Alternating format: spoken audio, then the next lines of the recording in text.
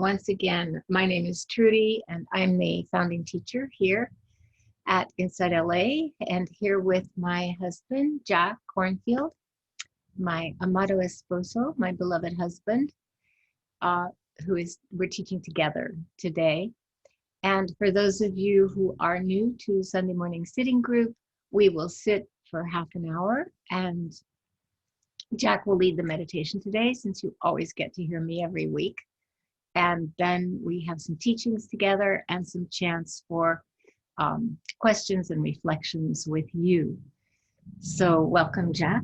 So happy you're here today. Thank you, Trudy, dear. Good morning. Mm-hmm. Hi, everyone. Very glad to be here. I've been a part of the Sunday morning sitting group periodically when it happened live in Santa Monica at the Olympic Center. And now I get to be with you all from all around the world. And it's really a pleasure. So I'd like us to begin, not quite yet, but in a few minutes, with a meditation. And it's really a meditation on listening and offering respect. We're in such wild times and troubled times in all the ways that everyone knows, from the climate change, the pandemic, to the calls for economic and racial justice and so forth. And the news comes so fast.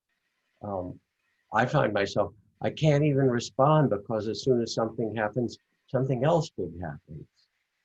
And in these times, then I find myself coming back to the gift of meditation, which allows me to become the loving witness of it all, to sit like the Buddha or the wise one, the wise grandmother or grandfather, and see the cycles and the waves of experience.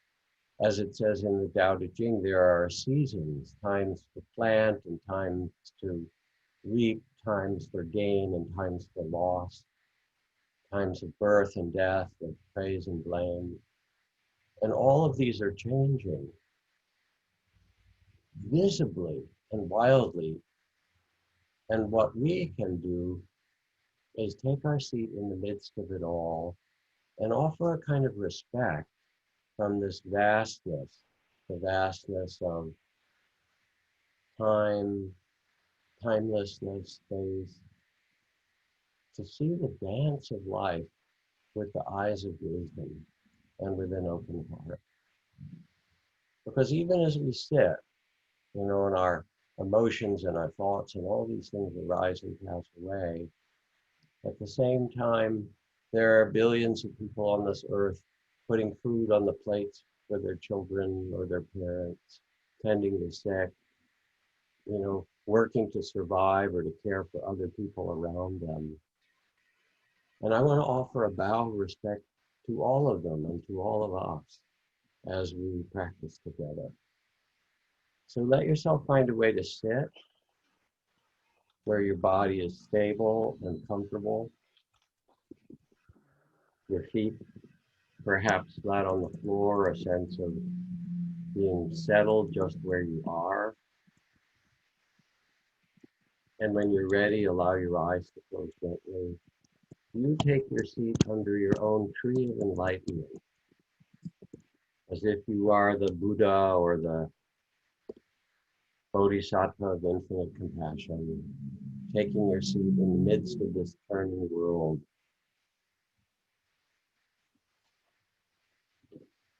And with your eyes closed gently, and your body settled, take a few deeper breaths to release whatever you can.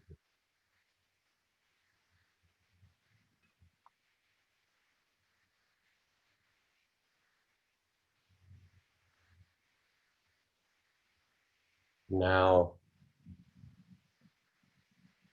as you do, feel the weight of your body pulled to the earth by gravity, and imagine or feel or sense that you, like a great tree, have roots that go down into the earth.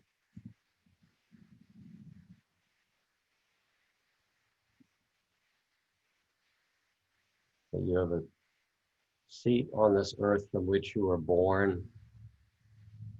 You come out of the earth, and now halfway between heaven and earth, you reconnect with steadiness and stillness.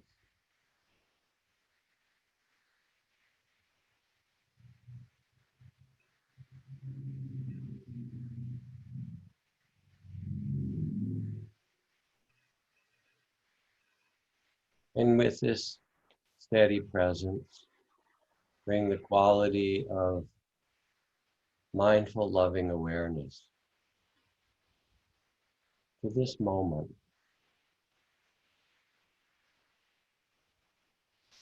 Feel how your body breathes itself, interbreathing with all of ocean of atmosphere and air, with all the beings around you. We breathe together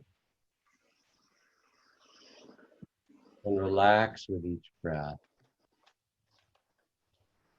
feeling it, sensing it.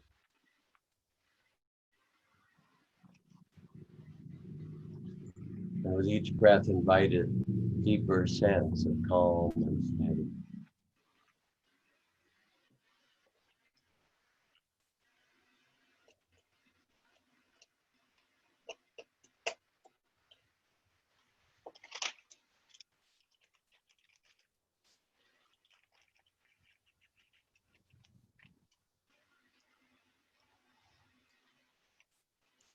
And notice the whole field of your body, all the sensations, the areas of warmth and cool, tingling and quiet, the places of relaxation, the places of tension.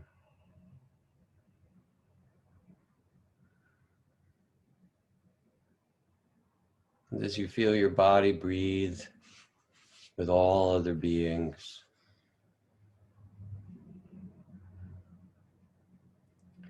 be aware of all that your body carries for you.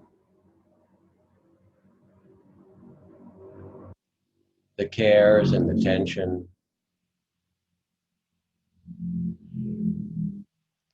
the hopes and dreams, all held in this body,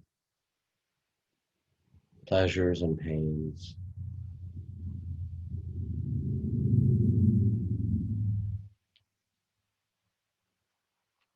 And as you feel this all as the loving witness, as loving awareness itself,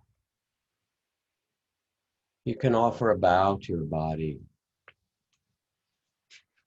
holding it with compassion and kindness for all that it carries.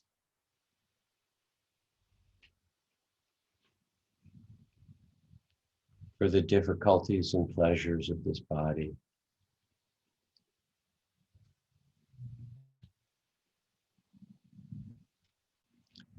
And say thank you.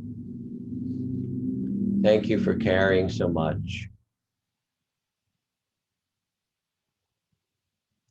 I'm okay just now.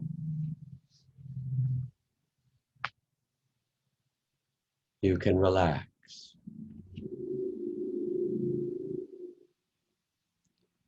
And feel what happens as you offer a bow of respect for your body and gratitude. Say thank you. You can relax and notice what happens.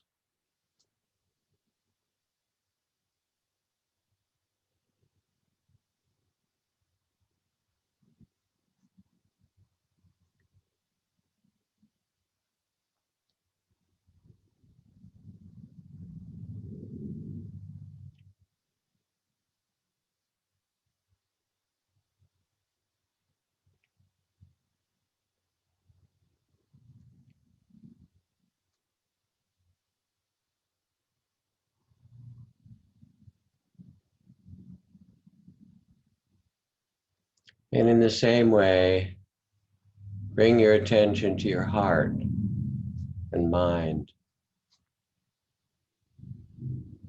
The heart carries so much as well. the love and longing, the tears of grief, the worries and fears, the creativity, the tenderness, the hurt, the love, so much carried by the heart.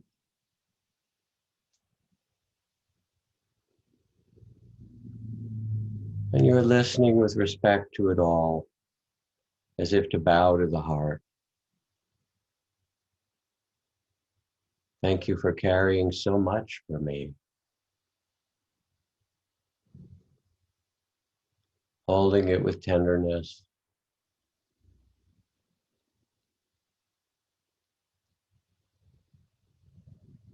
Acknowledging all you carry.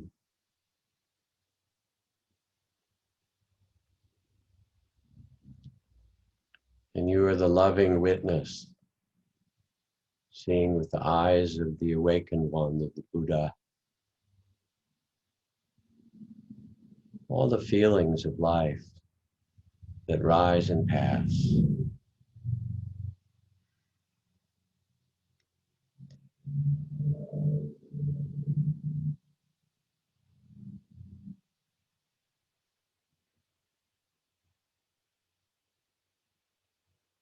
And you say to your heart, as if with a bow, thank you for carrying so much. I'm okay for now. I'm okay just here and now in the present. Steady and wise, spacious.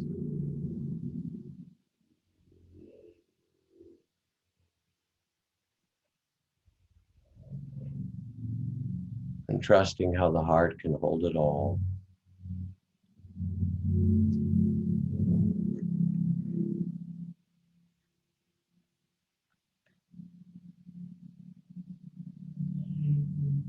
And like the heart, you can be aware of the mind and all its energy to try to plan and figure out and organize and picture and envision and remember and create.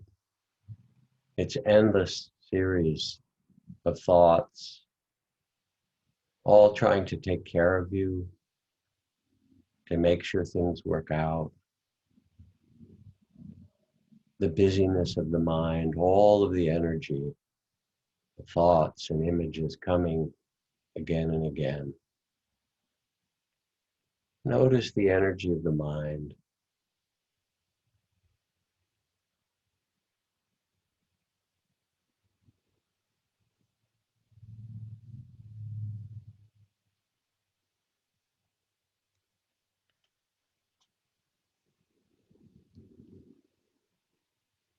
And again, offering a bow of respect, listening to all the sides that come into the mind, this and that, here and there, praise and blame, love and fear. Hold it all with compassion and say, thank you. Thank you for trying to protect me and take care of me. All these thoughts, thank you. I'm okay for now.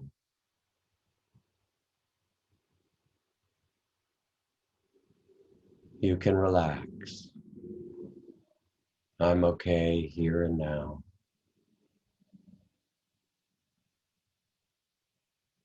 And feel the steadiness that grows as you rest in the reality of this moment.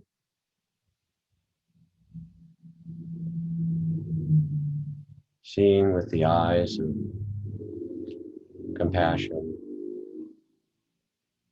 with loving awareness.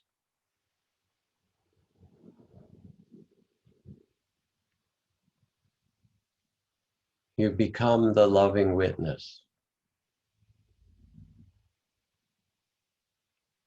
who can offer your respect to the body,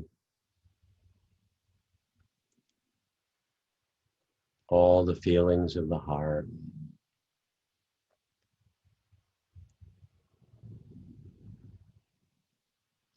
the movements of the mind,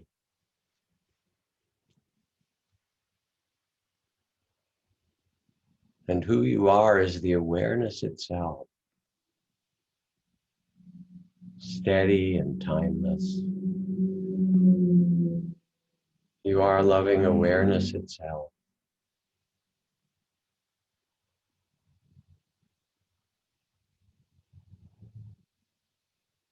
And stay with this respectful presence.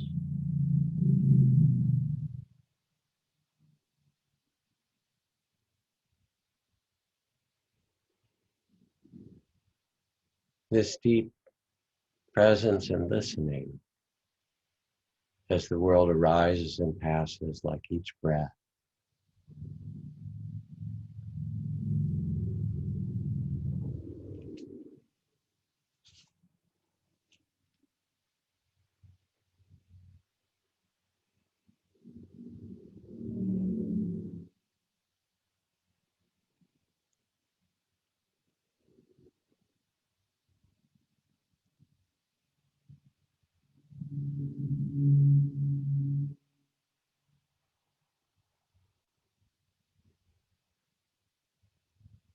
And as you rest in loving awareness, in the mindful presence,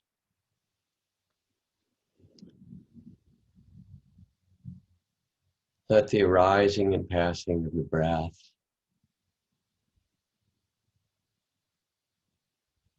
or feelings and thoughts be received with this loving awareness.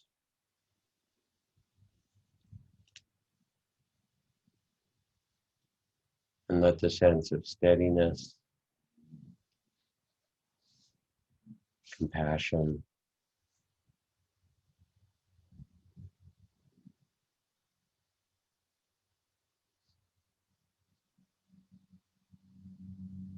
calm,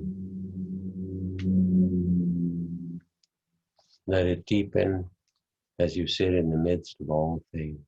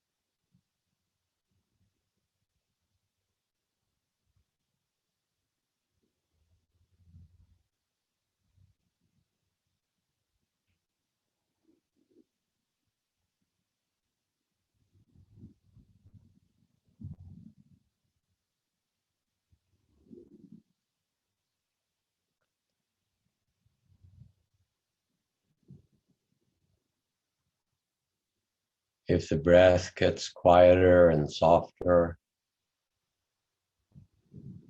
yet let your listening also become soft and careful.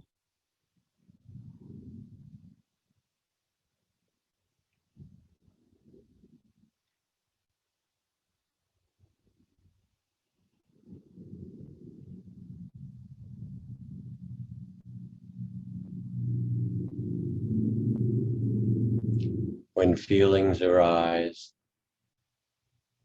as if to bow to them, receive them with loving awareness, these two, this too.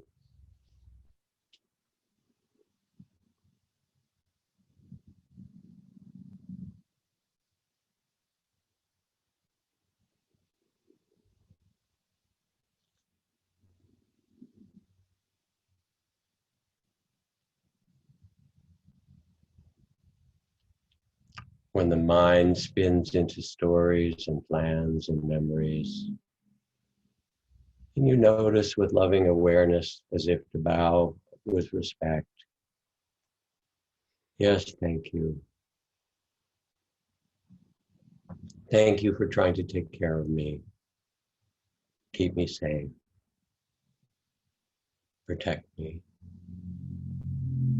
I'm okay now. You can relax.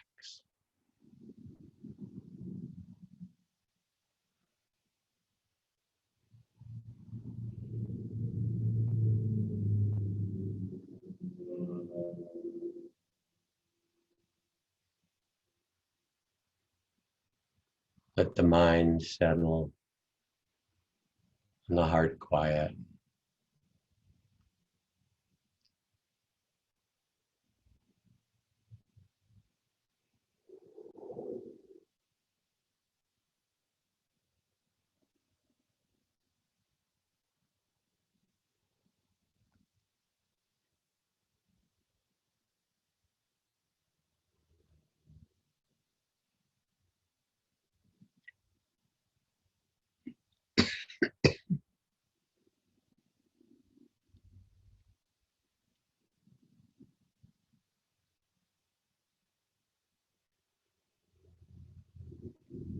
And you are the consciousness itself,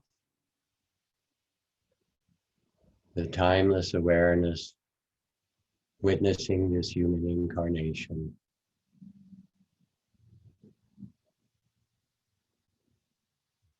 With unbearable compassion for all the struggles and joys, the loves and loss that make up human life.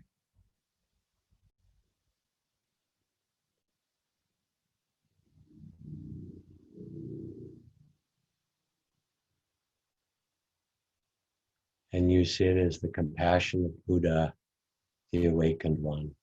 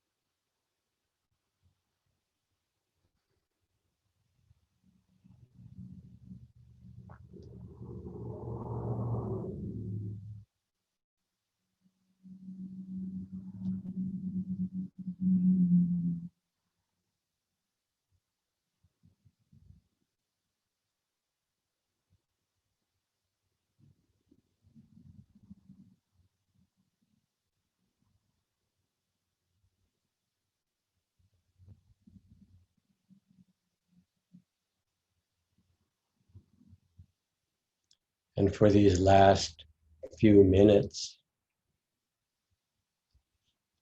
extend the field of compassion and tenderness, filling the vastness, to include all the beings around you.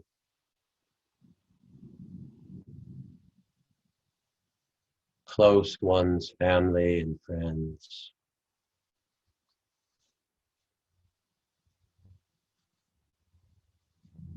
And human beings everywhere.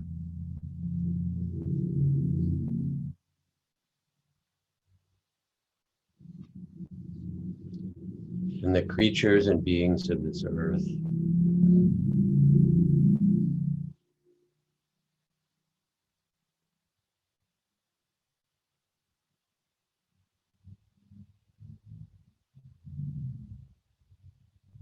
All who love and breathe and live and struggle and awaken.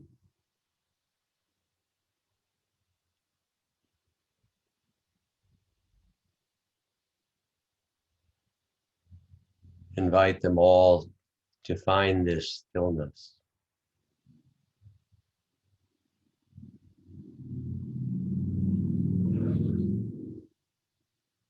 And steadiness.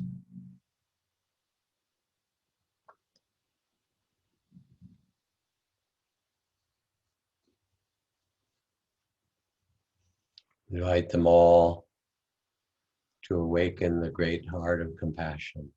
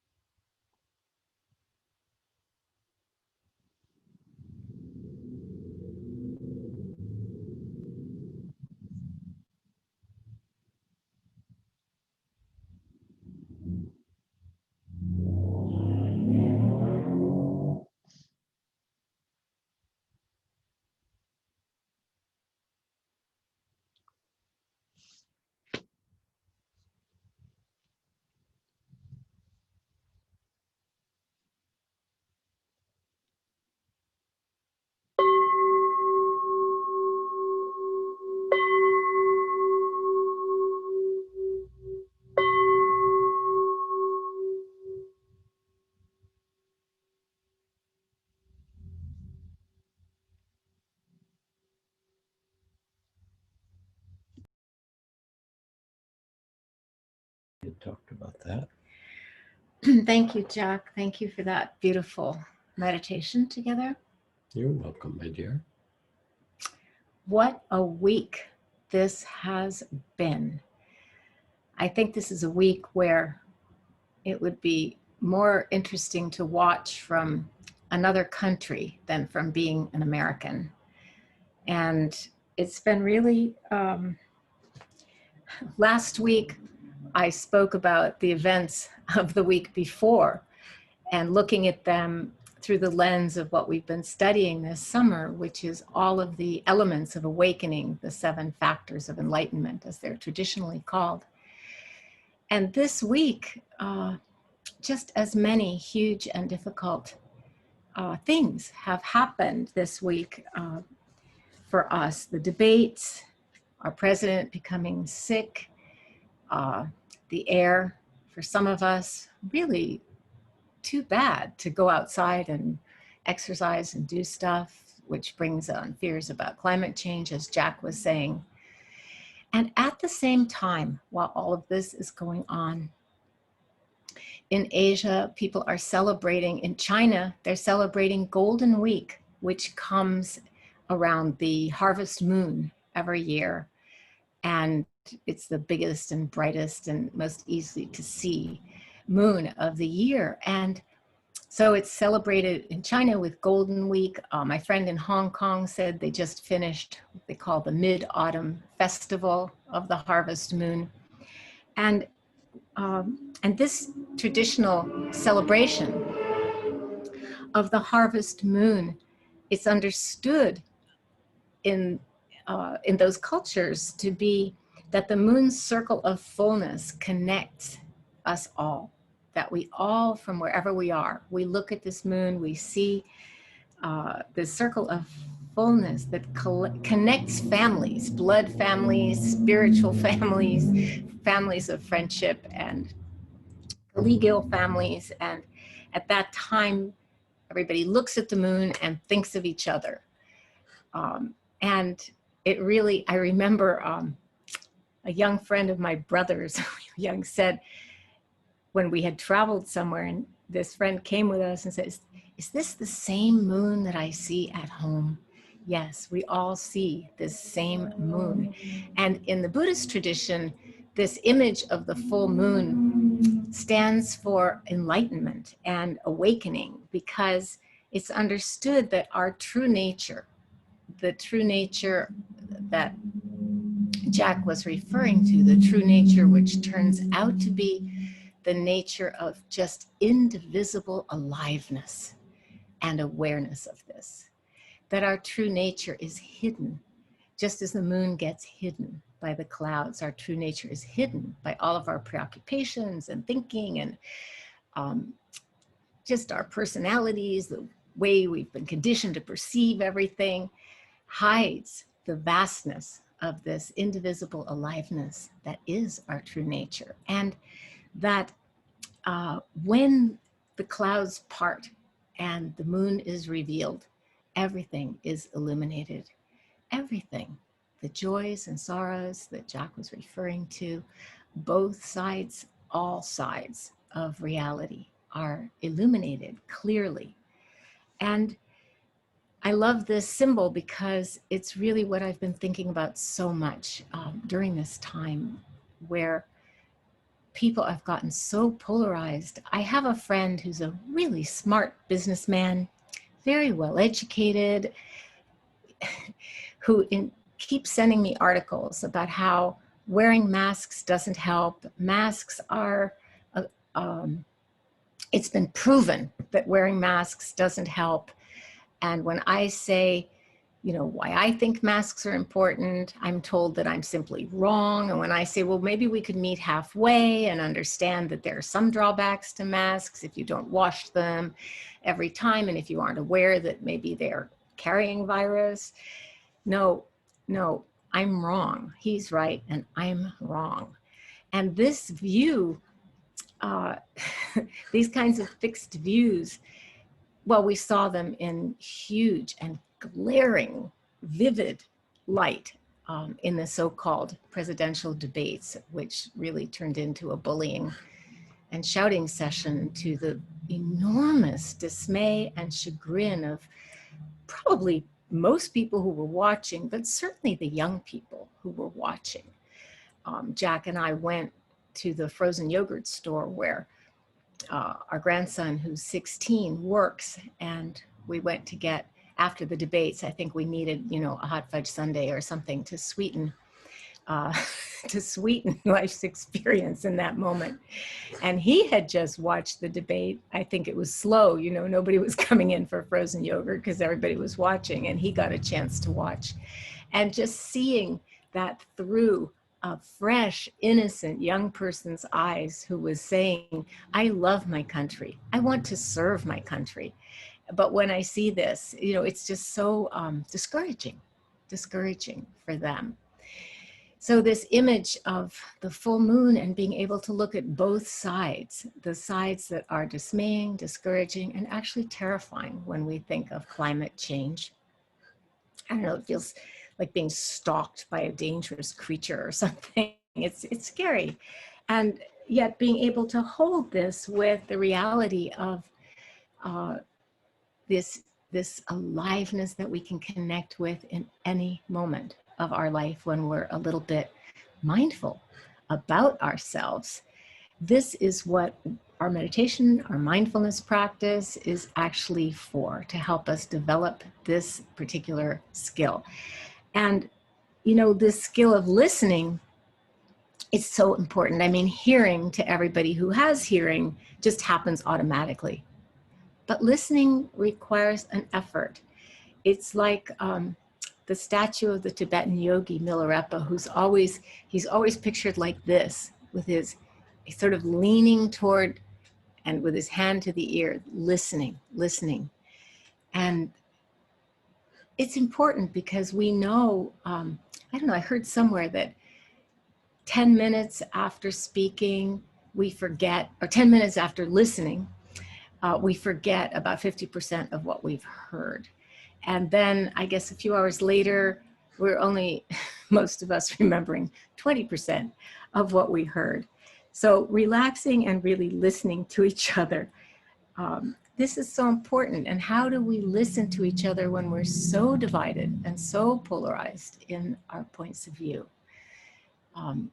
You know, for me, just very practically, what helps is trying to keep about half my attention on you and what you're saying, really listening attentively, and then half my attention on me and what's happening inside me as I listen to you. And realizing that when I can do that during the moments when I have the strength of mindfulness and presence of mind and heart to actually do that, the separation between us disappears.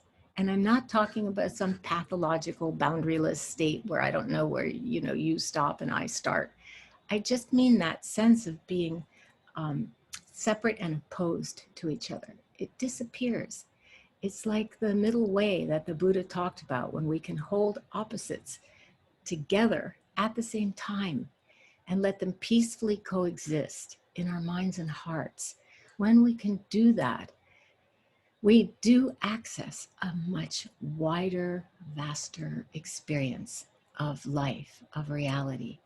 And then we see that our inner life and our outer life are beautiful, as well as fraught and stressful. And for parents of young children trying to parent during the pandemic, pretty hellish a lot of the time. So this is really what we all need to be doing more of right now. And I think it's an act of compassion to listen in this way, to listen attentive to ourselves, to whoever is speaking. As Bell Hooks said, and I think I quoted her 2 weeks ago when I was talking about Van Jones and his stories of uniting opposing sides. She says, "My anchor is love."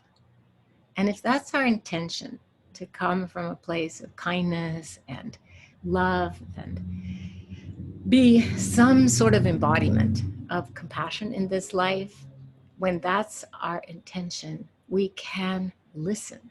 And maybe we, of course, we're not going to, I don't agree that masks are not important. You may not think they are. I think they are. They make me feel safer. And, but I can also say, I get it. You don't think it's important. We won't be hanging out during the pandemic, at least not in person and not close to each other. I wrote that in the newsletter this week, which some of you may have read, but I think most of the people here did not, because many of you are here from Jack's community. And I was talking about how easy it is to objectify and blame somebody who makes what is in our eyes a mistake, or says something that in our eyes is wrong, and how easy it is to fall into self-righteousness and a kind of knowing certainty, I'm right, you're wrong, and to forget how to keep an open mind and heart. And we're seeing this all over our culture, maybe all over the world, but we'll just speak from our culture, that this sense of balance, of nuance, and the skill of being able to hold different perspectives and respect them as different perspectives, that this skill seems to be being lost. And actually, Jack reminded me of a quote by Henry Wadsworth Longfellow. And he's known to school children in America primarily as a poet from the 18th century. But he also worked for racial justice and social change. He was a very prominent abolitionist, and he and many of his family members used their wealth and their power of position to work really hard for the anti-slavery cause. And he said, if we could read the secret history of our enemies, we would find in one life, in each one's life, sorrow and suffering enough to disarm all hostility. So to keep each other's vulnerability in mind, to keep the tenderness of our humanity in mind, this is how we can begin to have that sense of community that extends past the threshold of our front door and the front doors of our friends. Listening builds community. It builds unity. And mindfulness is how we learn to hold conflicting feelings like love and hate in the same heart. Children, when they get angry at their parents, they say, I hate you. But later, or before that, they were snuggling and loving them. Adults, well, I'll just speak for myself. I sometimes have those feelings. And with mindfulness, there can be a sense of humor. I could even say to Jack, I hate you right now, but there's humor in it. It isn't full of genuine hate because I know the truth of impermanence. I know that, and I can hold the fact that this is somebody I basically love in my heart. So being able to hold the sadness, the sorrow, the joy, the celebration. My dear cousin Maria got married on Friday. You know, this is joyful. This was so loving and joyful to be able to hold this in the same heart as watching our debates. This is skill that we learn from mindfulness. How to mindfully hold mixed or opposing views in awareness simultaneously. And when we can do this, this is the middle way that the Buddha taught. When we can do this, we can also access the mind that isn't 100% sure, that doesn't actually know for certain. The don't know mind that my first teacher, the Korean Zen master, Daesan Sanim, talked about. And when we can access the mind that allows for the possibility that we don't know, that mind is quieter. That mind is more still. That quality of awareness is more allowing of the different perspectives that we really need to be able to hold in some measure of respect, if not agreement, in our hearts. And it's much easier then also to let go of the need to judge each other and to be right, all of those things. And you know, at the end of the newsletter, I quoted that Joni Mitchell song that I really love called Both Sides Now, where she sings, I look at clouds, I look at life from both sides now, from win, from lose, you know, opposites from both sides now. And then she goes on to say, and still somehow, I don't know, and still somehow, I really don't know life at all. And that attitude is not an attitude of ignorance, but of openness of heart and mind, the openness of heart and mind that we cultivate here in our meditation. So thank you for your listening. And Jack. Thank you, Trudy. That's great. Yeah, what a wild time to be living and a wild time to be practicing and meditating, and yet it's so important. And kind of following up what you were saying, Trudy, I think of my teacher Ajahn Chah. I actually think of Ajahn Chah and Sansanim, the Korean Don't Know Mind Great Master meeting as they did. I brought them together at our center in Massachusetts, Insight Meditation Society, and Sansanim talked about Don't Know Mind. And Ajahn Chah used to talk about, it's uncertain, isn't it? And they talked about how they taught, and then they looked at each other and laughed and said, oh, same mind, same mind. And I think about Ajahn Chah because while he would say it's uncertain, often we'd ask him questions and try and figure things out, and he would sit in the seat of wisdom and smile and say, it's uncertain, isn't it? You think, well, don't you have something better than that? But then one day, there was a Western woman who had come and ordained as a nun for several years in the monastery around Ajahn Chah. And she became a favorite of people because she learned the language, the local Lao dialect, and she was really quite charming and very, very dedicated, and she got a lot of appreciation and support. And then she disappeared, and a year later she came back, and she'd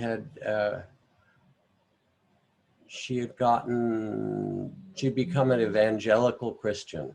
She'd gotten turned toward Jesus as her savior. And she came back and she said, you know, I need to tell you that you're not really practicing right.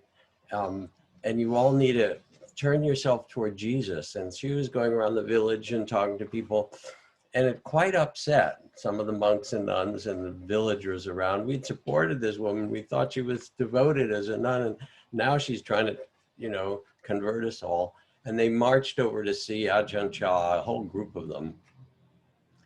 And of course, he knew what was going on with this woman. And they said, what do we do? What do we do? We're so upset. And he sat there and he smiled, listened to them, felt all their, you know, struggles. And after he listened, he said simply, maybe she's right. And the humor of it and the open-mindedness of it diffused all their struggles and let them relax and say, all right, we are who we are. And in this mystery, and this is a time where the veils between the worlds have been lifted and the veils of separation are not really working anymore. With the pandemic and climate change and calls for justice, we more and more see we're in this together. And then when we meditate from this place of don't know mind, of the not clinging to things or not clinging to our view or what is supposed to be right, we start to realize that our heart is big enough, as Trudy says, to contain all of these opposites, to hold them all together. And that is really our birthright. You, O nobly born, begin the Buddhist text, remember who you really are. You are consciousness itself. You are the sons and daughters of the awakened ones. You have a nobility and dignity and a capacity to see this world with a vast heart, compassion and understanding. So how do we practice? Here are some instructions from the great sage Atisha. Listen to each line, because one could do a whole teaching based on every line. And there's about 8 lines. Explore the nature of timeless awareness, line 1. That is, step out of all the attachment and confusion and trying to fix and hold on and so forth, and become the loving awareness itself. Explore consciousness. Who are you really? Line 2. Don't be swayed by outer circumstances. I'll let it stand on its own when you take your seat. Don't be swayed by the changing outer circumstances. Consider all phenomena to be dreams.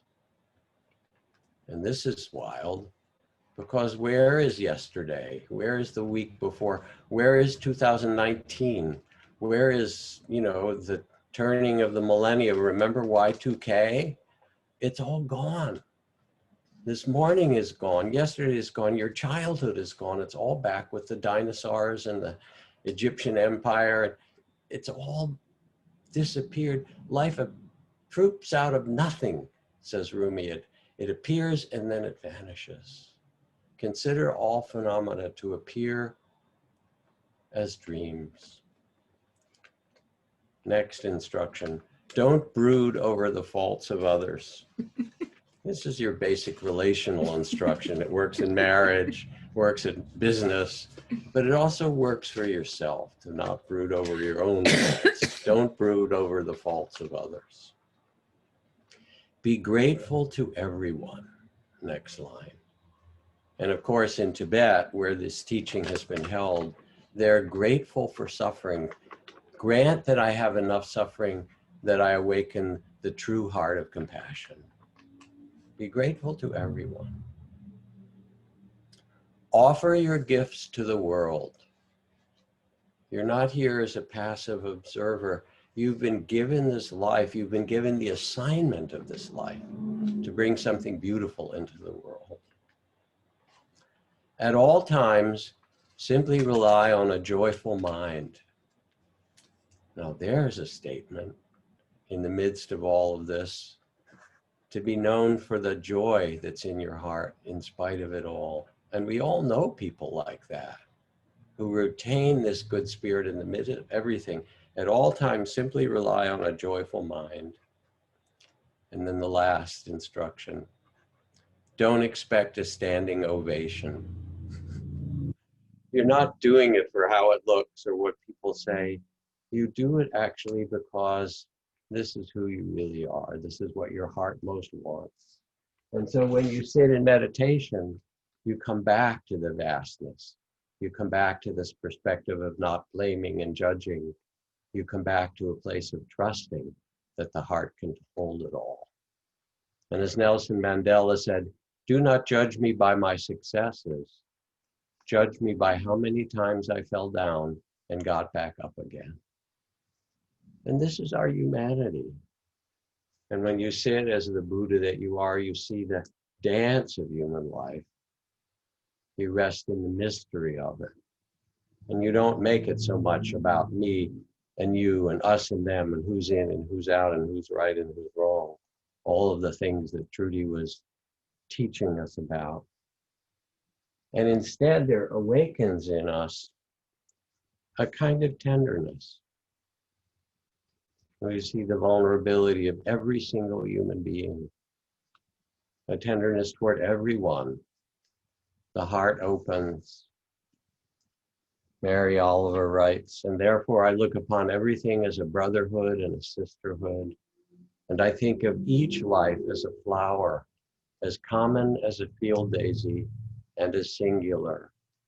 And each body a lion of courage and something precious to the earth.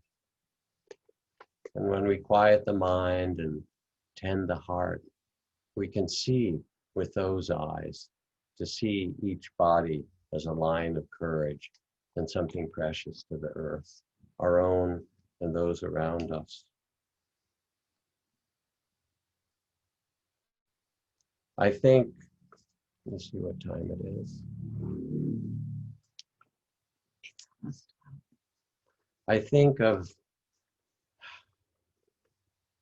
this story that I tell in the No Time Like the Present book of Jerry Flaxted, who was a physician, describing his initial revulsion to a patient named Frank, an angry and obese homeless man who had diabetes, was unbathed, had gangrene in his legs and open sores. And when he did not take his meds for his mental disorder, Frank would flail his arms and spew curses to all those around him. Frank was admitted repeatedly to the hospital, and for Dr. Flaxted, Frank was a patient who was hard to love. One day, Frank was brought to Richmond Hospital with congestive heart failure. The diagnosis was serious, and Dr. Flaxted tended him as best as he could. Then 20 members of the Down Home neighborhood church, in whose homeless shelter Frank sometimes slept, arrived. They brought flowers and homemade food, chanted and sang hymns to Frank, creating a chorus of care and communion. And when Dr. Flaxted returned to Frank's room after tending to another patient on the ward, he saw that Frank was smiling bathed in their love. And the doctor realized that he had never really seen Frank at all.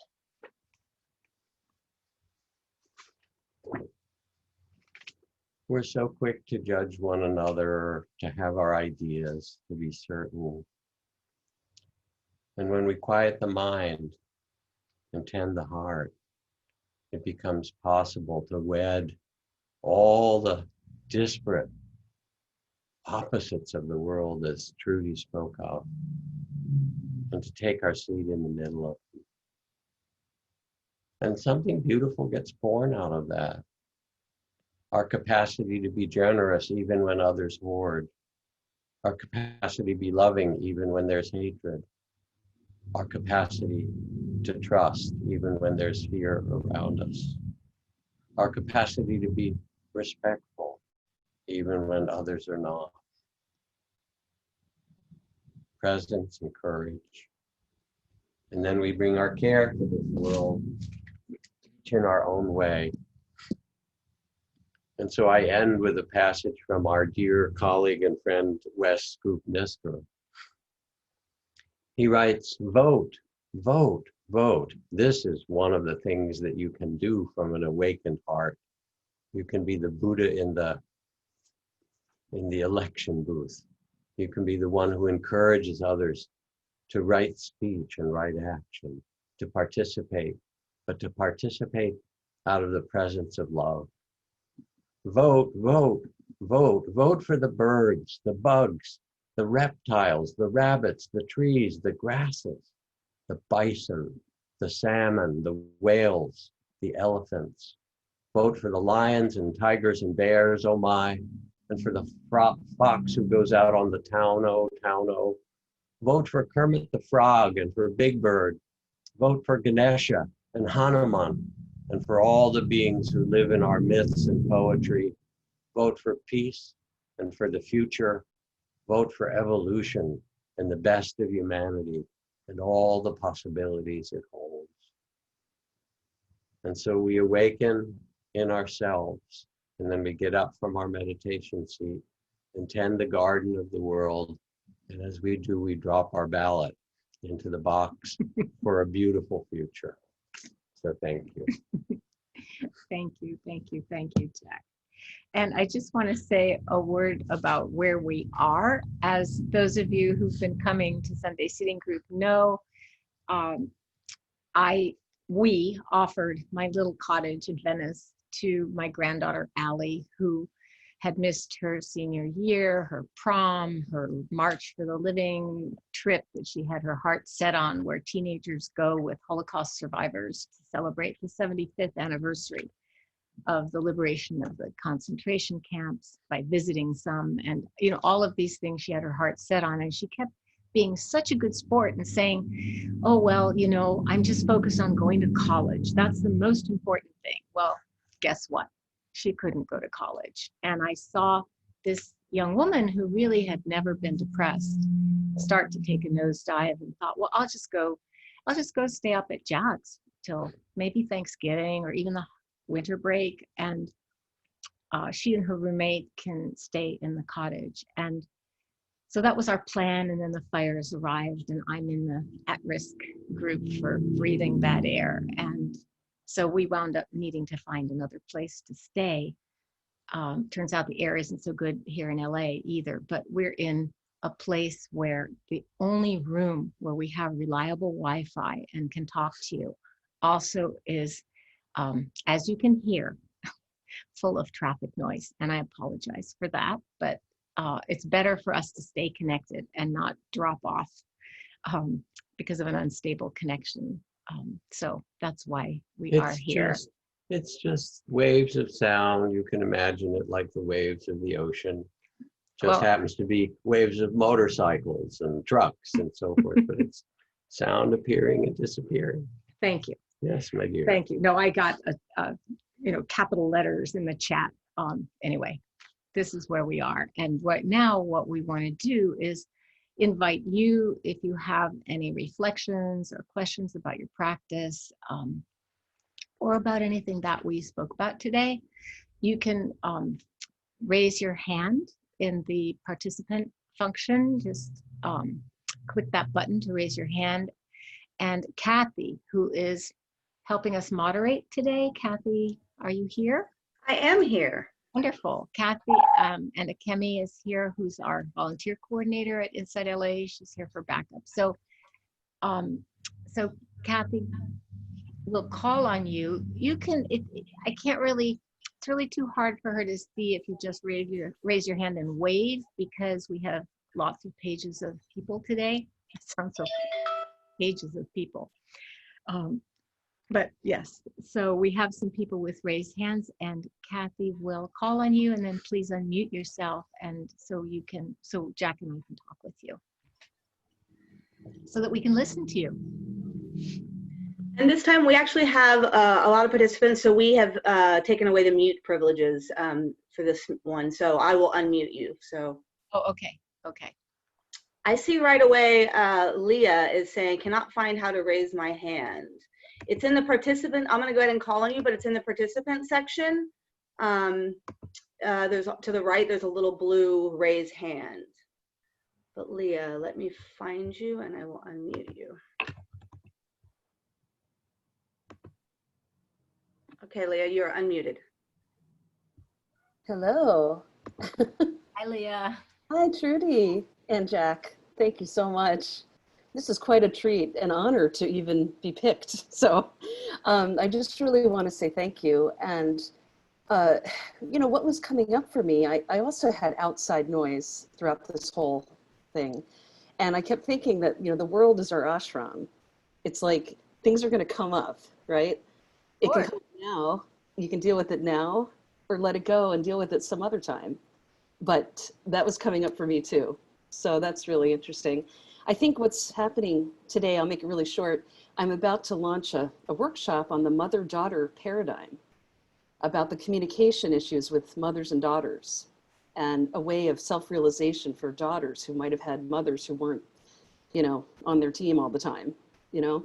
And so, Trudy, when you talked about the listening piece, listening half of it, but also reflecting back in yourself, what's coming up as that's happening, was so valuable to hear today. Oh, So thank you. Thank you. Well, that's a really important workshop, because as the mother of a daughter, I can say it's not always easy on either side. Yes. And the daughter, of course, of a mother. Yes. Actually, I trained my mom, and my mother was really trainable. She used to have this habit of every time I would arrive to visit, the first thing she would say to me was a critical comment about my appearance. You know, you're such a pretty woman. Why are you wearing overalls? Or, you know, some variation on that theme. And finally, I said to her, you know, Mom, I don't even want to come visit you when it starts out like that. And I think it scared her. She wasn't aware that she was doing it. And this is where the mindfulness is so important. She wasn't aware of it. Yes. So may all the mothers and all the daughters in your workshop be trainable. Learn to listen to each other. Exactly. Thank you. Thank you. Okay, next we have Patrick Greer. I'm going to unmute you. You were unmuted. Hey, Patrick. Hello there. Thank you.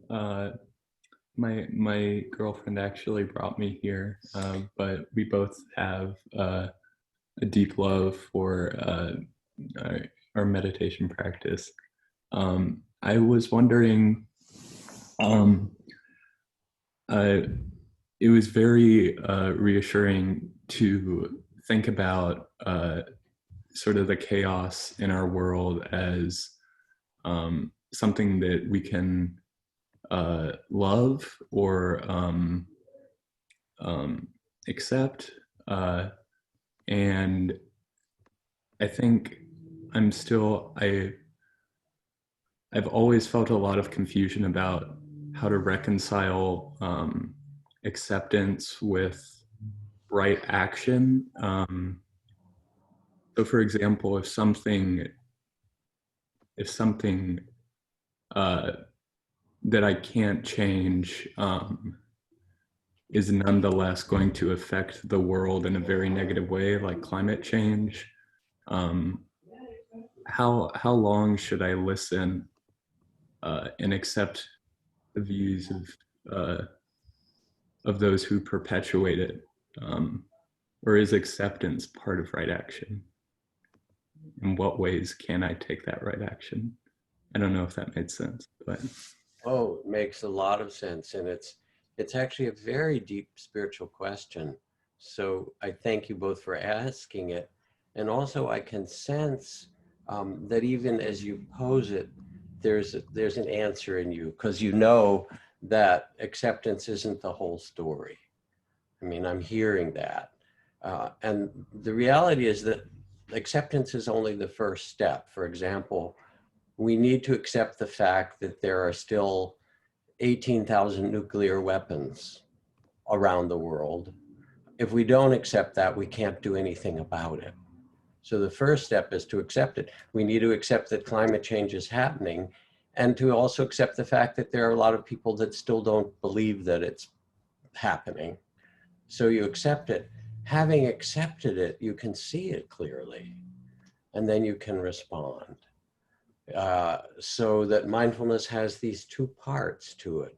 One part is the part of listening deeply, of mindful presence, and the other part is mindful response. And the one thing you said that I want to highlight, when you said, all right, what if we can't do something about it, like climate change? Maybe you want to amend that. What would you say really about climate change?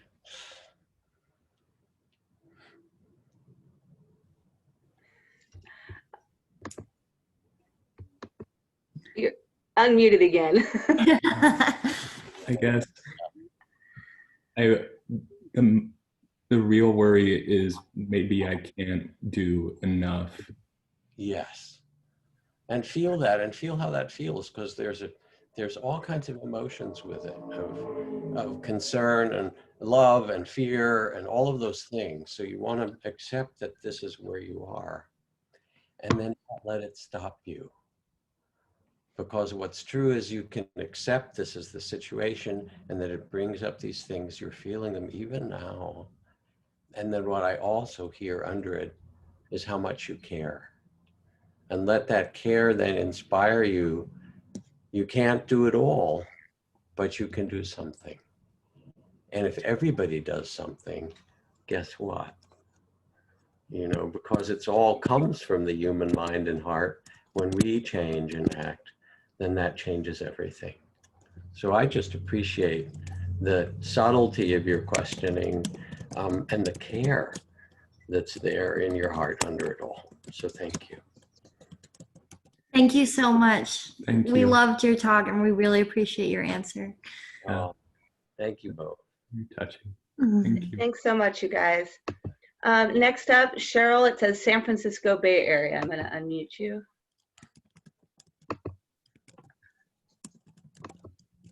It is not wanting to unmute.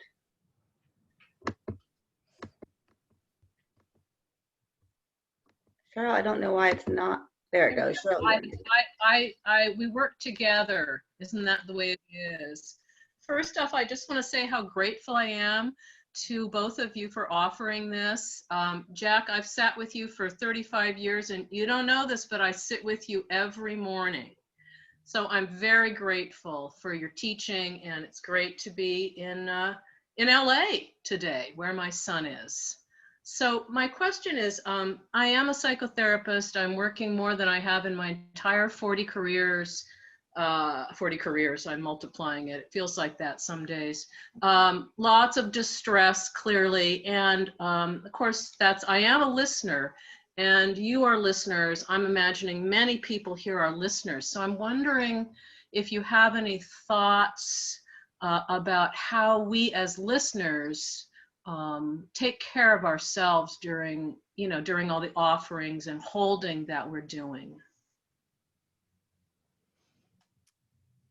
You know, having worked really full time as a psychotherapist for about 25 years, I just want to first say that I resonate with the predicament and with your question. It's an ongoing question, actually, when the work involves sitting with people in pain, hour after hour after hour. And for me, it may be different than for you, but for me, it was really important to be able to do that 50%, 50%, to keep 50% on me, my reactions, what was, tracking what kinds of associations were appearing in my consciousness in relation to what was being said, and especially to the feelings in my body, because often somebody would come in and begin reporting sort of rapidly all kinds of things, but I suddenly would feel so sad.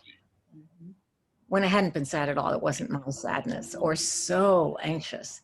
So that 50-50 practice of holding those two sides of awareness, it would help me because it helped me connect to that more overarching sense of something bigger than just the two of us, the pain, and my feeling pressure to somehow be part of helping to heal that pain. And that was the other piece too, that, you're obviously 40 years, you're a seasoned clinician, you know this. But Some days it's better than others, you know that too. Exactly. And one of the things that happens regularly is that we get inducted or pulled into the agenda of the person sitting with us and begin to feel our responsibility to help them, whatever it might be, whether it's everything from, how do I go to graduate school, from how do I stop using drugs and alcohol to take the edge off of what is going on right now, because that's another thing that's going on, where people are drinking more than they used to before. I keep thinking of that Rolling Stones song, Mother's Little Helper. Of course, that song blames the mom, because that's what people did in those days. But that's the whole range of what people are coping with, from the loss of a loved one to the loss of being able to find a date. And so I think just staying with the trust that the quality of your loving listening is in itself transformative and healing. And we all know that when we're on the other side of it. If I'm upset and I come talk to you and you listen to me so kindly and fully, I feel better afterwards, even though nothing's changed. So I think remembering that it's not all on you, and that 50-50 piece, there's something so depriving in a way of sitting in the therapist seat all day long, because we have to set ourselves and our concerns aside. And we have to do that very carefully so that we can offer ourselves in service of the person who's with us. So for me, that helped me include my subjectivity and not feel quite so depleted at the end of a long clinical day. Those are just some practical suggestions. Thank you. Thank you for your work.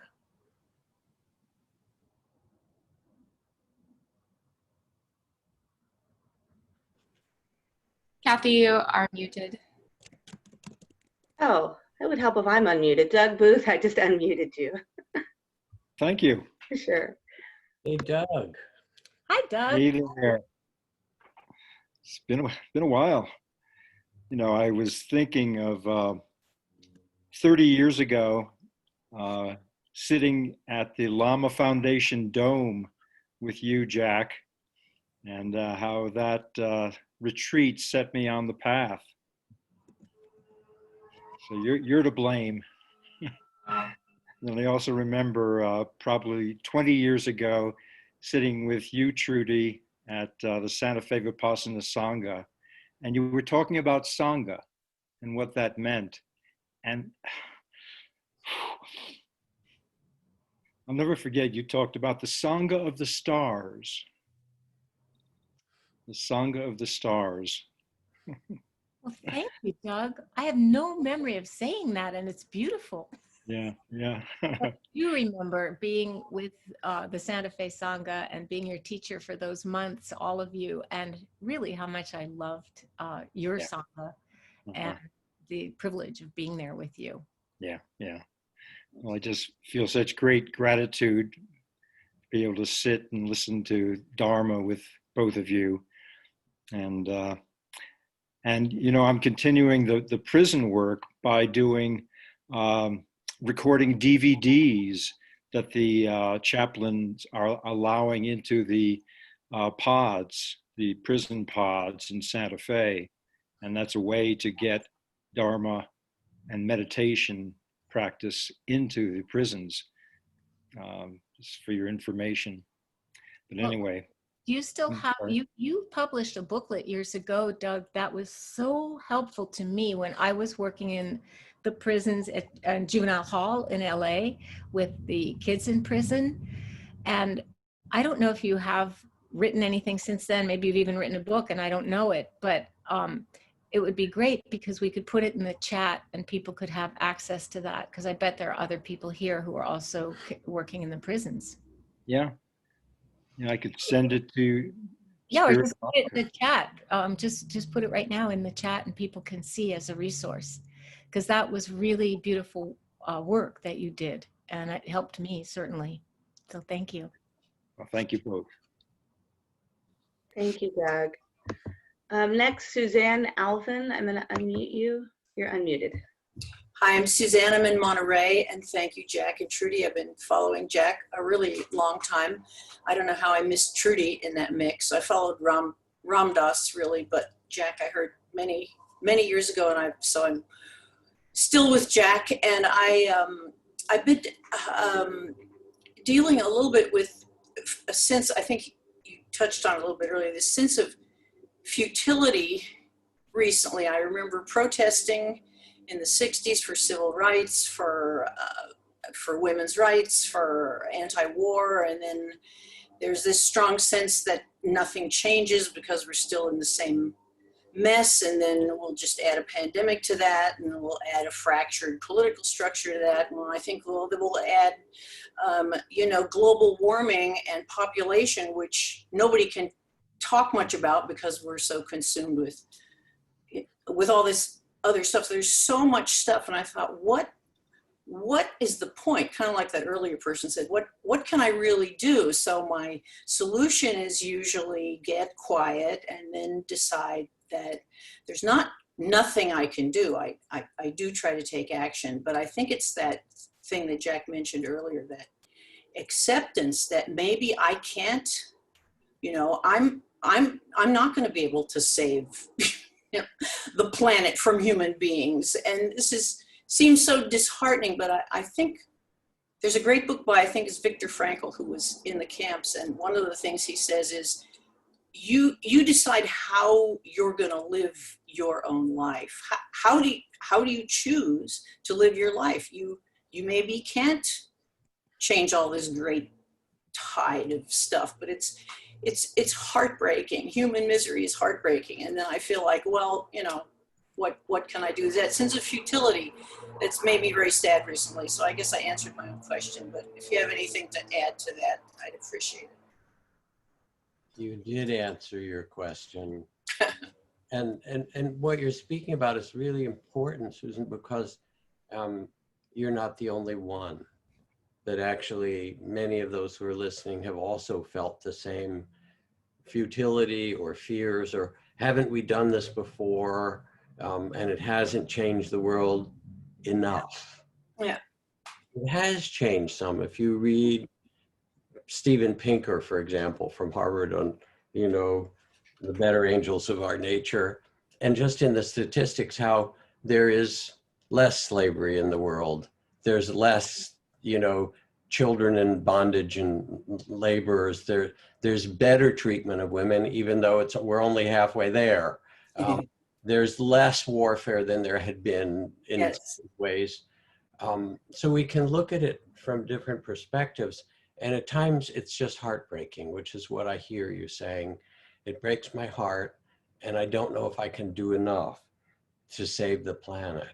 And then you then I hear you. And if you would just close your eyes for a moment, you know, and tend that heartbreak, which is not just yours, but it's really all of ours.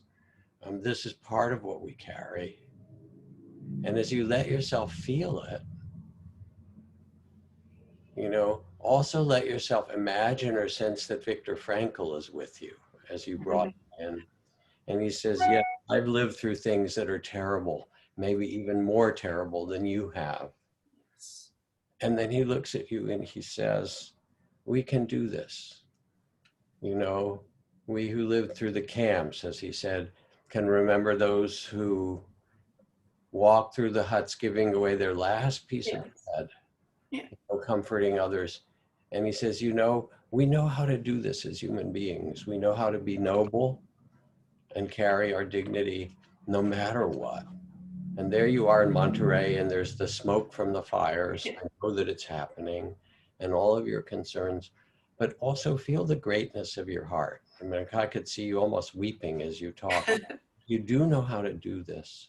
And maybe all of our coming together, what you say and the others and our listening, is more than anything just a reminder to us that we do know how. We've gone through thousands of generations of not just surviving pandemics and earthquakes, but actually developing a nobility of spirit. Yes. So I honor what you say and the goodness of your heart. Thank you. Thank you, Jack. I also want to just point everybody to the chat. Kathy has put some links to events that are coming up at InsightLA. And if you have any other announcements right now, Kathy, I just want to invite you to offer them, and then we will sit together. I'm sorry for the people who we didn't get to, but we will be back. And also, I just want to say we will be back, but not for a while, because Jack and I are actually going away for 2 weeks. So next week, Beth Sternlieb will be teaching, and the following week, Gulu Singh, who just graduated from the Spirit Rock teacher, retreat teacher training, will be teaching. And for those of you who would like to stay, there'll be a break, just maybe a 10-minute bio break or gather food if you need some. And then you're invited to join some breakout groups with just small groups, maybe 3 or 4 people, where you can talk further, especially the people maybe who didn't get a chance to speak. You can talk further and help create community by listening to each other. And then I will, that will be from 12:40 to 12:55. And then I'll come back and greet you. So Kathy, do you have any announcements before we just sit for a moment together? Yeah, I put everything in the chat. There's some upcoming, some great things. Honoring and embodying the feminine through rest, renewal, and deep listening, a retreat for women and women-identified people on Saturday, October 10th, and the link is there. And then undoing patriarchy and unveiling the sacred masculine for men and masculine-identified folks. And that one is 2 nights, October 9th and 11th. And then walking the Buddhist path together this election season. The date on there is Thursday, October 8th. It's actually 2 times a month, and you can do one or come for one or for all, some help with us during this election time. And then just a reminder for Donna to please donate what you can in these times. And I put the link for that up there as well. Thank you, Kathy. So we will close with just a minute of meditation together. So you can have the bell for a second.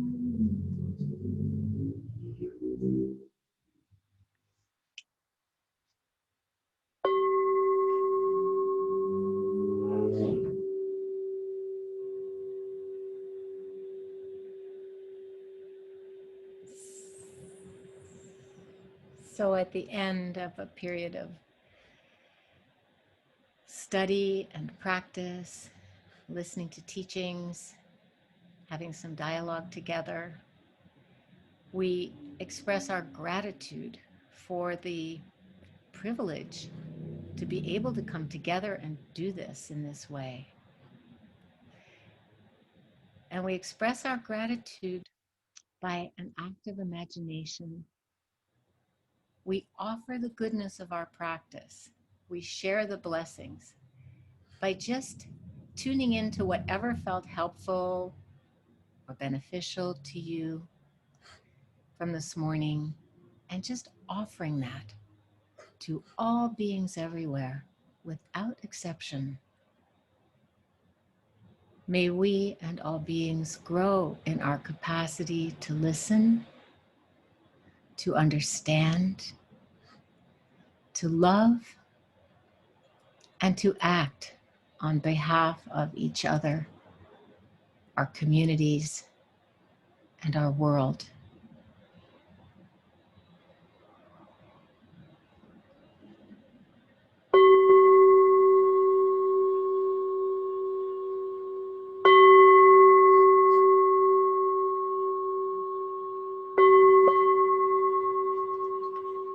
So thank you, everybody, for your presence and your practice. And thank you, Jack, for being here today.